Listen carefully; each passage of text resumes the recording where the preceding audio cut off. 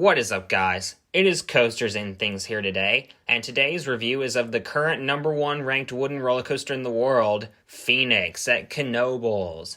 This is a classic double out and back wooden coaster by Philadelphia Toboggan Company. It originally opened in 1948 at the defunct Playland Park in San Antonio, Texas. It was named Rocket. It operated there until 1980. Then in 1984, it was relocated to Knoebels and opened in 1985 with the name Phoenix. It was the first large-scale wooden coaster to get relocated in many years. A phoenix is a mythical bird that rises from its ashes and is reborn.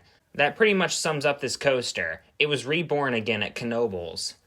The one thing this coaster's known for is its crazy airtime. That has to do with the restraints, but we'll get to that in a bit. So Phoenix is located all the way in the back of Knoebels, near Black Diamond and the Log Flume. It takes quite a while to walk all the way back there because Knoebels itself is actually pretty big. You approach it and notice that the whole area around it is gravel. Right next to it is actually a road that goes right through the middle of the park. There's a ticket booth right at the entrance where you can buy your ride tickets. Phoenix costs $3.50 to ride. Of course, if you have the all-day wristband, like I did, you can ride as many times as you want. I got 2 rides on Phoenix, one in the very front row and one in the second to back row. I think I liked them fairly equally.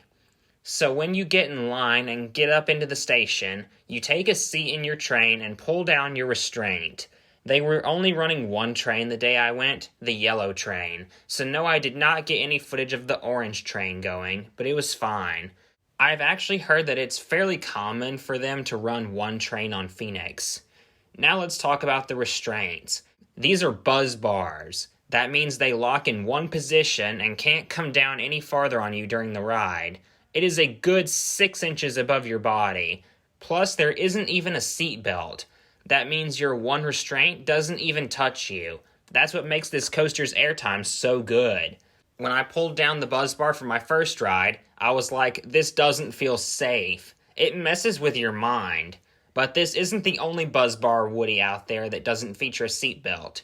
Big Dipper at Camden Park also has buzz bars with no seatbelts. But I'm not reviewing Big Dipper, I'm reviewing Phoenix.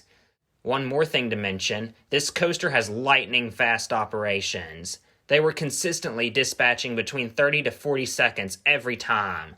This has the fastest operations I have ever seen on a coaster. I had heard they were fast, but I was floored at how insanely quick the crew was. So you dispatch out of the station, turn right into a pitch black tunnel. It's kind of cool what Knoebels does for Hallow Fun, their Halloween event. They put a jack-o'-lantern at the front of the tunnel that you pass through the mouth of. Anyways, you turn right again, exit the tunnel, and climb up the lift hill.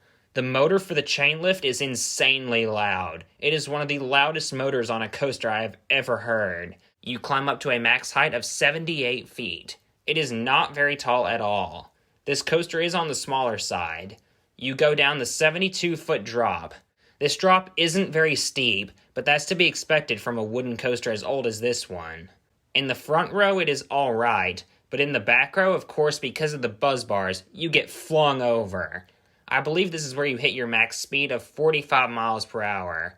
Again, not super impressive compared to today's wooden coasters. There are plenty of woodies out there that go faster than 45 miles an hour. You come up, and right here is where you first come up out of your seat.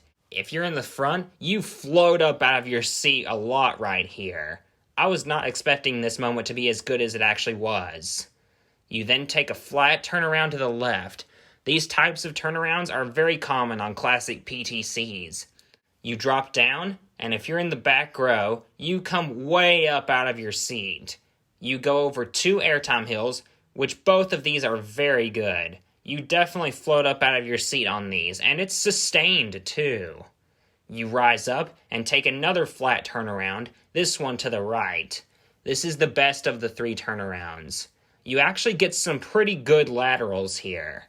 You dive down again and go through a double up and a double down right back to back. The double up is decent, but the double down is awesome. It doesn't matter what row you're in, you come up out of your seat, especially on the second hill.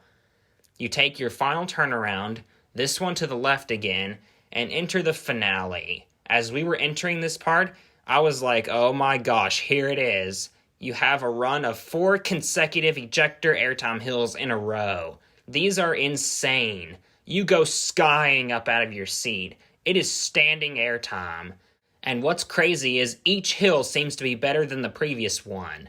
I legit thought I was going to fly out of the train on these hills.